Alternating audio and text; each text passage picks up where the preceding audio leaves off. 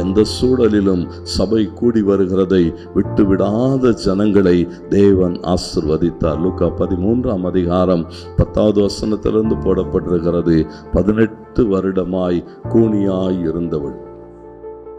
ஏசாமி அந்த ஒரு ஓய்வு நாளில் அங்கே போதகம் பண்ணுகிற போது ஓய்வு நாளிலே அவள் அங்கே இருந்தாள் என்று போடப்பட்டது. 18 வருஷமா கூனியாய் இருக்கா. எவ்வளோ போராட்டங்கள். நம்மளுக்கு கொஞ்சம் ஒன்றும் நடக்கலைன்னா என்ன செய்வோம்? ஒரு மாதம் வந்து பார்ப்பார், 2 மாதம் வந்து பார்ப்பார். அதுக்கப்புறம் நம்மளால் என்ன செய்ய முடியாதுன்னு சொன்னால் ரொம்ப நேரம் எடுக்க முடியாது. ஒன்றும் நடக்கலை, மாற்றங்கள் அவன் வரலை. 18 வருஷமா என்ன செய்யலை? நிமிரலை. நிமிர்த்தி விடுகிறதுக்கு ஒரு ஆளும் இல்லை. சபைக்கு வந்து கொண்டே தான் இருக்கிறான். யார் உதவி செய்தாலும் உதவி செய்யாமல் போனாலும், தேவன் உதவி செய்தாலும் உதவி செய்யாமல் போனாலும், நான் என்ன செய்வேன்? என் வேலை தேவனை தொழுது கொள்கிறது.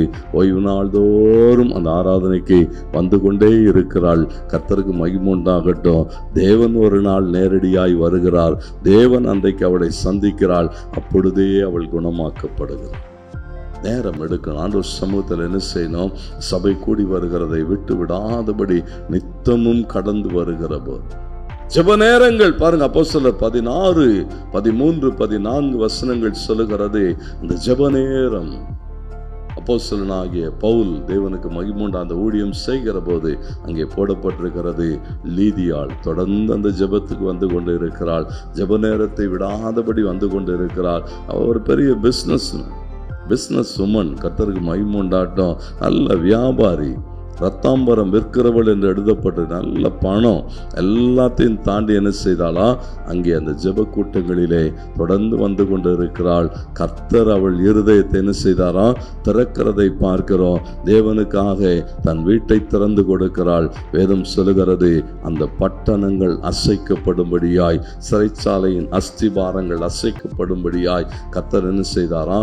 தம்முடைய தாசர்களை பயன்படுத்தினார். அதற்கு பின்புலமாய் இருந்தவள் லீதியாள் என்று நாம் பார்க்கிறோம். ஆண்டவருக்காக எதையாகிலும் செய்ய தேவ சமூகத்திலே நாம் காத்திருக்கிற போது ஆண்டவர் நம்மோடு கூட பேசுவார்.